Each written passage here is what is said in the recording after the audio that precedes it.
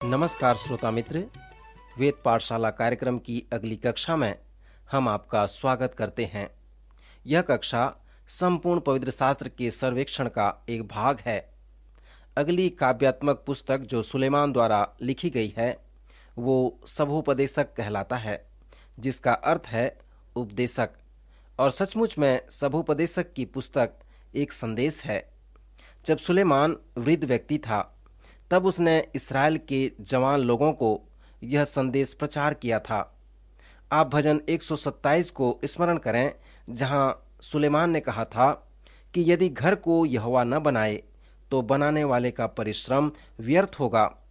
यदि नगर की रक्षा यहोवा न करे तो रखवाले का जागना व्यर्थ होगा। कठिन परिश्रम करना तुम्हारे लिए व्यर्थ हो सकता है।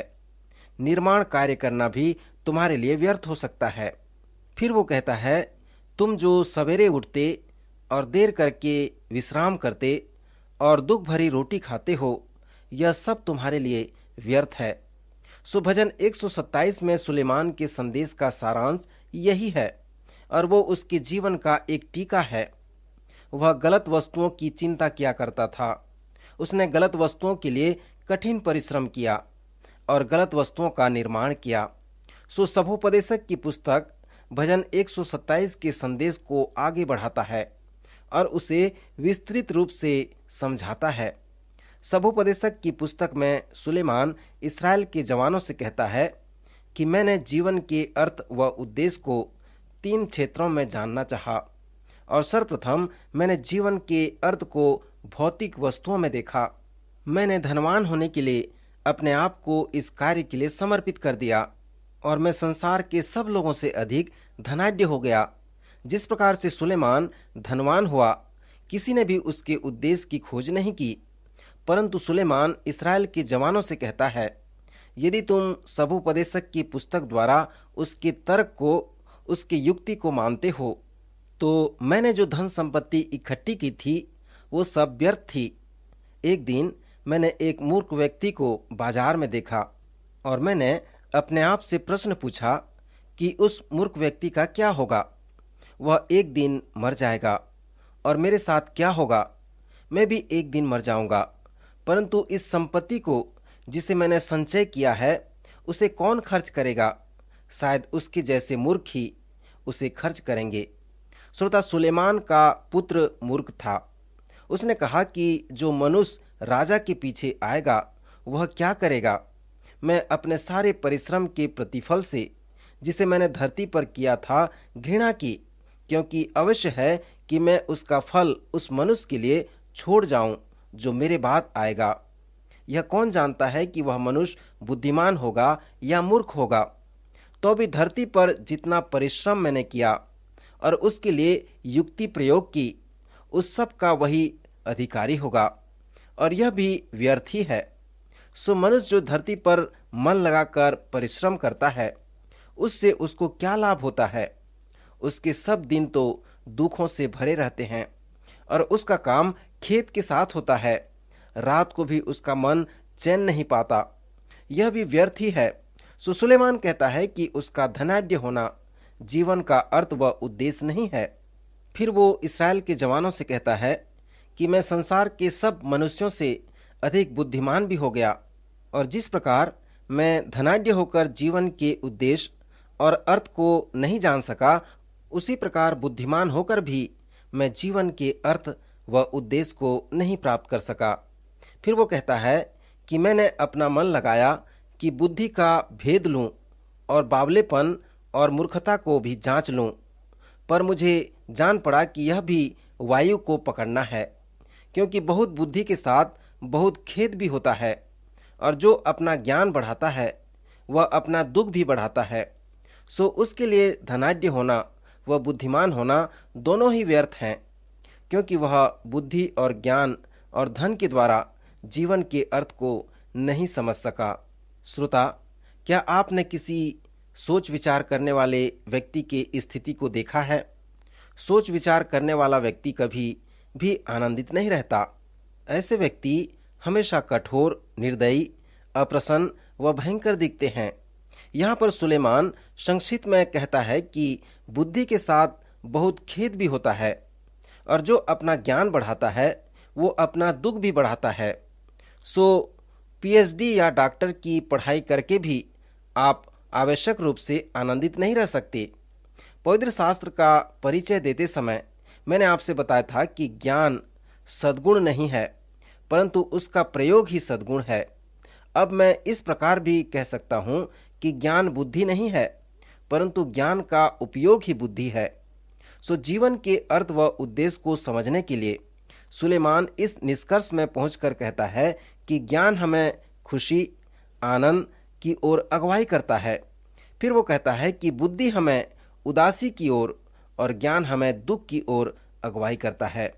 सो सुलेमान इस्राएल के जवानों को इस सभोपदेशक के संदेश से कहता है कि मैं जीवन के अर्थ व उद्देश्य को जानना चाहा, परंतु यह मेरे लिए व्यर्थ ठहरा। मैंने अपने मन से कहा, चल मैं तुझको आनंद के द्वारा जांचूंगा, इसलिए आनंदित और मगन हो, परंतु देखो यह भी व्यर्थ है। मैंने हंसी के विषय में कहा, यह तो बावलेपन है, और आनंद के विषय में उससे क्या प्राप्त होता है। मैंने बड़े बड़े काम किए, अपने लिए घर बनवा लिए, दाख की बारियां लगवाईं और बारियों में भांति भांति के फलदायी वृक्ष भी लगाए। मैंने अपने लिए कुंड खुदवा लिए, मैंने दास दासियां मोल ली, और जितने मुझसे पहले यरूशलेम में थे उनसे कहीं अधिक गाय बैल और भेड़ बकरियों का मैं स्वामी था। मैंने चांदी और सोना और राजाओं और प्रांतों के बहुमूल्य पदार्थों का भी संग्रह किया। मैंने अपने लिए गवैयों और गाने वालियों को रखा और बहुत सी कामनियों को भी, जिससे मनुष्य सुख पाते हैं, अपनी कर ली। इस प्रकार मैंने सब यरूशलेम वासियों से अधिक महान और धनाढ्य हो गया। मैंने अपने मन को किसी प्रकार का आनंद भोगने से न रोका, क्योंकि मेरा मन मेरे सब परिश्रम के कारण आनंदित हुआ। तब मैंने फिर से अपने हाथों के सब कामों को और अपने सब परिश्रम को देखा, तो क्या देखा कि सब कुछ व्यर्थ और वायु को पकड़ना है, और संसार में कोई भी लाभ नहीं। मेरे मित्र, जीवन के अर्थ व उद्देश्य को जानने के लिए सुलेमान ने अपने आप को हंसी में ले आया। सुलेमान जानता था कि इस पृथ्वी में वह किसी उद्देश्य के लिए नहीं है, और वो ये भी जानता था कि जो आनंद करने का साधन उसे मिला है वो परमेश्वर का उद्देश्य नहीं है। जब सुलेमान अपने संदेश के अंत में आता है, जिसे वह इस्राएल के जवानों को कह रहा था, तो उसका संदेश 3 बातों पर आधारित है: उसका धन, उसका ज्ञान व उसका आनंद। फिर निष्कर्ष में वो कहता है, सब कुछ सुना गया, पर अंत की बात यह है कि परमेश्वर का भय मान और उसकी आज्ञाओं का पालन कर, क्योंकि मनुष्य का संपूर्ण कर्तव्य यही है। क्योंकि परमेश्वर सब कामों और सब गुप्त बातों का, चाहे वे भली हों या बुरी, न्याय करेगा। मेरे मित्र, परमेश्वर का भय मानना अर्थात परमेश्वर पर विश्वास करना, उसके आज्ञाओं का पालन करना अर्थात उसके वचन के अनुसार जीवन व्यतीत करना, उसके अनुसार चलना ही जीवन है। सुलेमान के इस अंतिम निष्कर्ष में जो भेद की बात है वो प्रारंभिक इब्रानी भाषा में इस प्रकार प्रकट किया गया है कि ऐसा करने से यह आपको एक सिद्ध व्यक्ति बनाएगा, क्योंकि मनुष्य का संपूर्ण कर्तव्य यही है। परमेश्वर पर विश्वास करने से और उसकी आज्ञाओं को मानने से वह आपको संपूर्ण मनुष्य बनाएगा, और यहीं पर आप जीवन के अर्थ व उद्देश्य को प्राप्त कर सकोगे, और उसके द्वारा एक मनुष्य प्राणी होने की पूर्णता को आप जान सकोगे। फिर सुलेमान कहता है कि परमेश्वर पर मनुष्य का विश्वास व आज्ञाकारिता ही परमेश्वर की महिमा करनी है। सो इस प्रकार का उपदेश सुलेमान इस्राएल के जवानों को देता है। फिर उसके संदेश के समापन का जो अगला कारण है वो परमेश्वर का न्याय है जो आने वाला है। सुलेमान ने इस सभोपदेशक की पुस्तक में अन्याय के विषय बहुत कुछ बातें कही हैं। वो साधारण रूप से कहता है कि परमेश्वर सब कामों और सब गुप्त बातों का न्याय करेगा, चाहे वो भली हो या बुरी हो। ये सुलेमान के संदेश का एक मुख्य भाग भी है।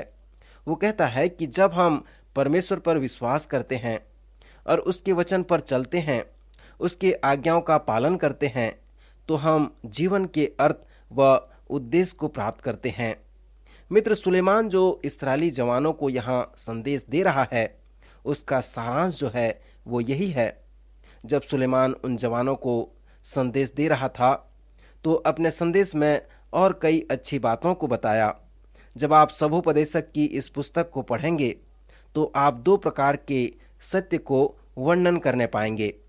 कुछ समय सुलेमान संदेह करता है और कुछ समय प्रश्न करने लगता है। कुछ समय वह चुनौती देता है और कुछ समय वह परमेश्वर के प्रकाशन से बातें करता है। इसलिए यह पुस्तक अविश्वासी और संदेह करने वाले लोगों को अच्छी लगती है। वे हमेशा इस पुस्तक को पसंद करते हैं, क्योंकि इस पुस्तक में सुलेमान को परमेश्वर ने अनुमति दी है कि वह उन सभी संदेह बातों को प्रकट करे। यद्यपि सुलेमान संदेह करता था, प्रश्न पूछता था, फिर भी वो प्रतिभाशाली और प्रतापी व्यक्ति था और साथ ही साथ निराशावादी भी था। जब उसने खोज की तब परमेश्वर ने उसे एक अच्छे सच्चाई का प्रकाशन दिया। कुछ ज्ञान व बुद्धि की बातें जो इस सभोपदेशक की पुस्तक में आपको मिलेंगे, वो नीति वचन के वचनों से अच्छे हैं, क्योंकि इस पुस्तक के संदेश की सच्चाई को दो परिप्रेक्ष्य में प्रस्तुत किया गया है। कुछ लोग कहते हैं कि इस पुस्तक में एक से अधिक लेखक हैं, क्योंकि यदि आप इस पुस्तक को पढ़कर समझेंगे कि इसमें क्या हो रहा है, तो आप ये समझेंगे कि इस पुस्तक का भाग अय्यूब की पुस्तक में अय्यूब के मित्रों के जैसे वार्तालाप है।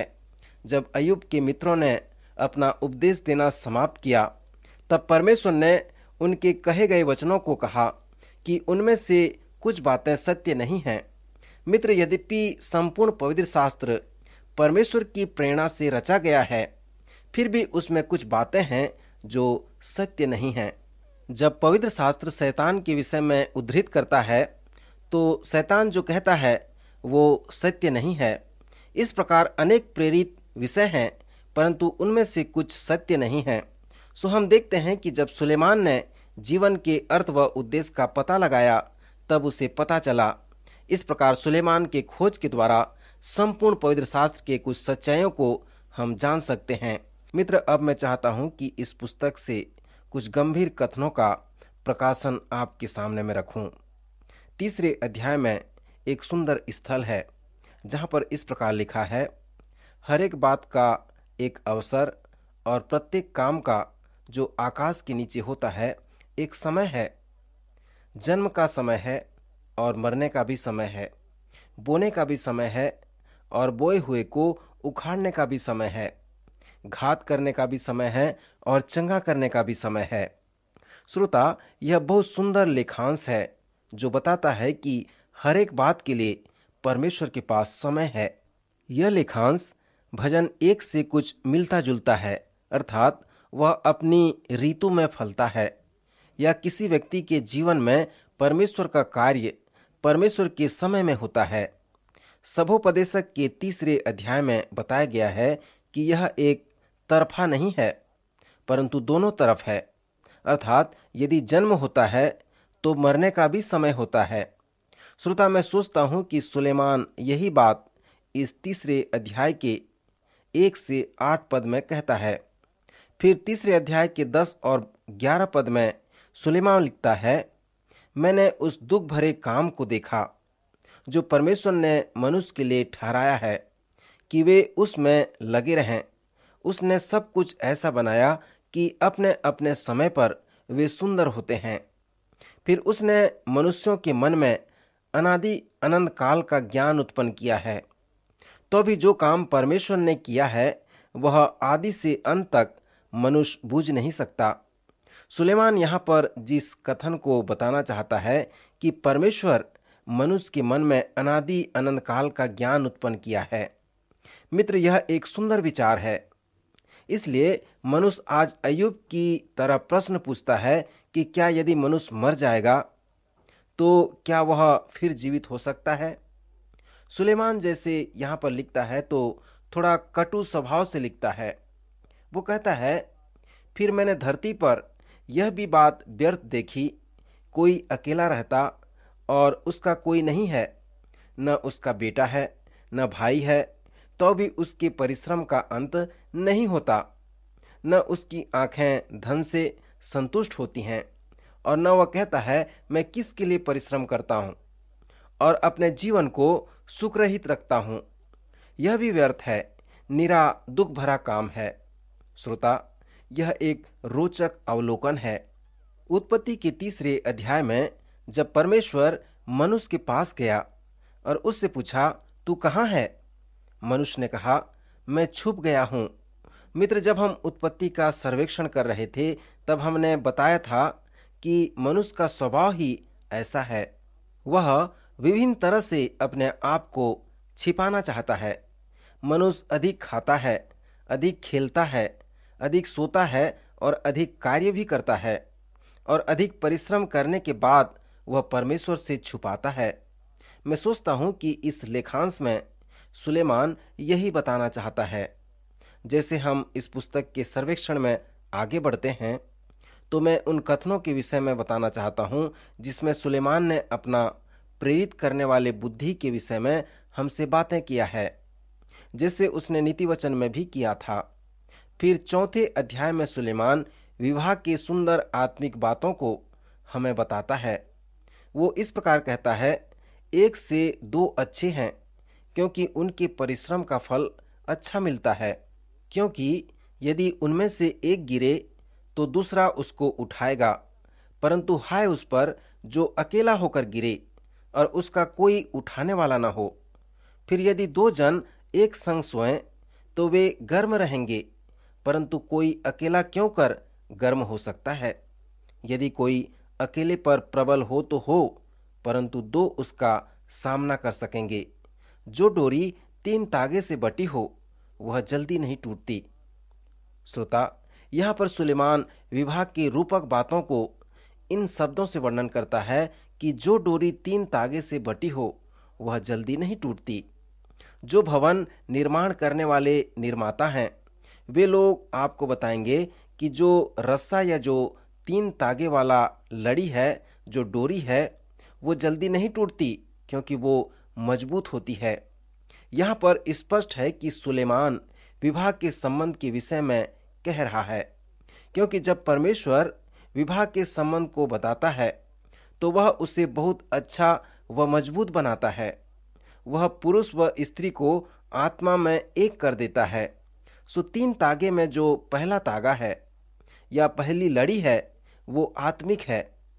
ये परमेश्वर की योजना है कि स्त्री व पुरुष एक विचार या एक मन के हों और इस प्रकार वे बंधे रहें। और तीसरा जो लड़ी है वो उनका शारीरिक संबंध है, जिससे वे आत्मा, प्राण व बुद्धि में गहराई के साथ बंधे रहें। यद्यपि उम्र या बीमारी के कारण आपका शारीरिक संबंध टूट जाता है, फिर भी आपके पास आत्मिक व बुद्धि का बंधन है और वो महत्वपूर्ण है और आपके विवाहित जीवन में लंबे समय तक चलने वाला बंधन है। परंतु आज की जो विवाह के लिए समस्या है वो केवल शारीरिक समस्या है। यहाँ पर सुलेमान विवाह के विषय में जो महत्वपूर्ण बात को बता रहा है कि ये 3 तागे से बटी हो तो वह जल्दी नहीं टूटेगी। फिर सुलेमान सभोपदेशक के 7वें अध्याय में एक महान उपदेश देता है। यह 7वां अध्याय अय्यूब की एक छोटी पुस्तक के समान है, जहां पर हम पढ़ते हैं, जेवनार के घर जाने से शोक ही के घर जाना उत्तम है, क्योंकि सब मनुष्यों का अंत यही है। और जो जीवित हैं वह मन लगाकर इस पर सोचेगा। हंसी से खेद उत्तम है, क्योंकि मुंह पर के शोक से मन सुधरता है। बुद्धिमानों का मन शोक करने वालों के घर की ओर लगा रहता है, परंतु मूर्खों का मन आनंद करने वालों के घर में लगा रहता है।